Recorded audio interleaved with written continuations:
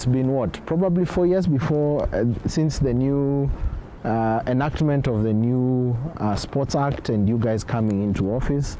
What have been your highlights, if you can mention them?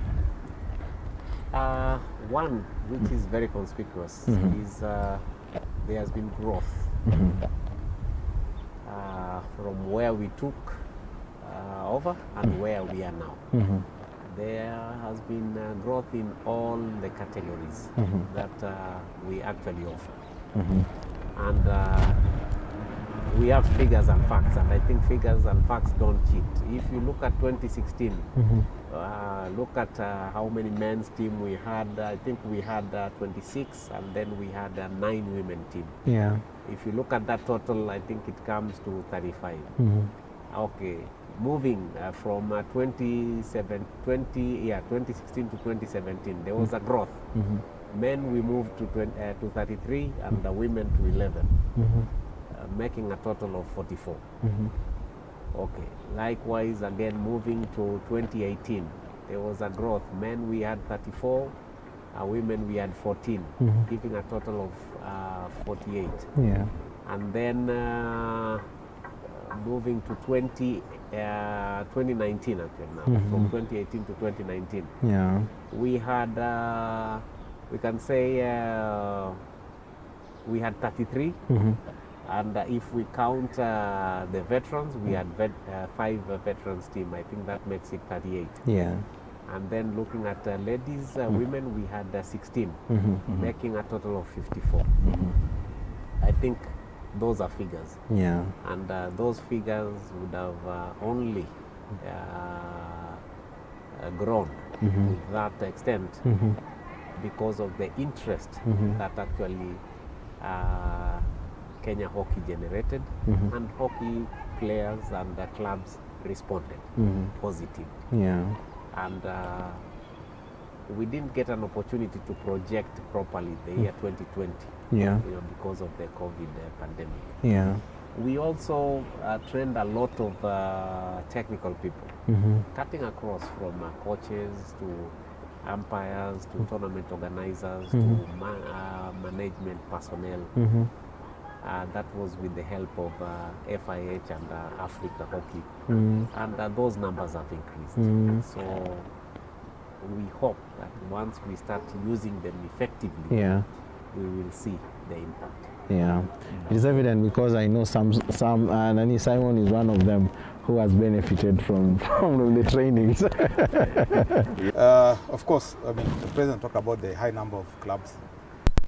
We have interest from other teams that want to join. Recently, I received an email from a club in Voi. They want to join us. I received interest from a club in Makueni.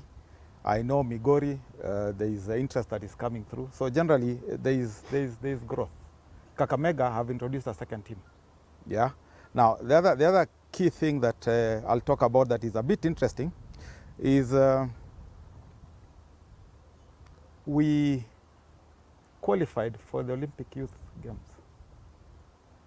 That is a positive story. And I can explain to you why. The boys who went for, because the boys who qualified, they were about just slightly above 15, 16 years. What does it tell about our future as a country? Yeah, and how come we were able to pick the under 15, around 15, 16, 17? It means there's something we are doing right, yeah, at the youth level. Yeah, to us it's a great highlight. The third one, and maybe everybody will start wondering, why are we saying we don't have sponsors and you are talking about sponsorship being a highlight? Remember when you were giving awards here, there is a company that came called Coachella. They came and sponsored the top scorer, the top player. Yeah, that shows there is an interest. We are doing something and the corporates are noticing. Maybe not as fast as we would wish to, but hey, somebody came and somebody gave something. Yeah, I think top scorers got about 10,000 shillings. Yeah? Yes, they did. Yeah, exactly. So there is, if you ask me, there is growth in that area. You get now two things that are also critical for us to note. Remember, we talked about capacity enhancement.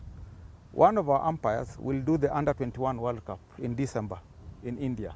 is in that growth. Yeah, doing a Junior World Cup only means that he is 2-3 steps away from going for the Olympics as an umpire. One of our eminent ladies who's just stopped playing was elected as in the FIH Athletes Committee. That was that was a serious highlights of what we've done so far. How was she able to get that? We proposed her as a union, and we lobbied for her in Africa, and she got it. It also means that out there, yeah, we have a good name in Africa. Yeah, we can lobby and we can get 1 or 2 things going. Yeah, that was is a highlight. It might not be noticeable, but you see, when you're in the kitchen, you cannot be in the sitting room making noise. Yeah, when you're in the kitchen, you're busy cooking. Yeah. Make noise, Yeah. Exactly. Exactly. Yeah. No. As fans and as stakeholders, that is allowed. Yeah. But remember, the person in the kitchen, he has to do some work. Otherwise, there'll be no food. But Wiki, let me pick it up from there and just put it this way. Yes. You're very right. When you're busy in the kitchen, you cannot start making noise In the sitting room. No. You have to decide where you want. Exactly. But at the same time, you need to send someone to come and say, This is what we are cooking. Food will be ready in the next 5 minutes.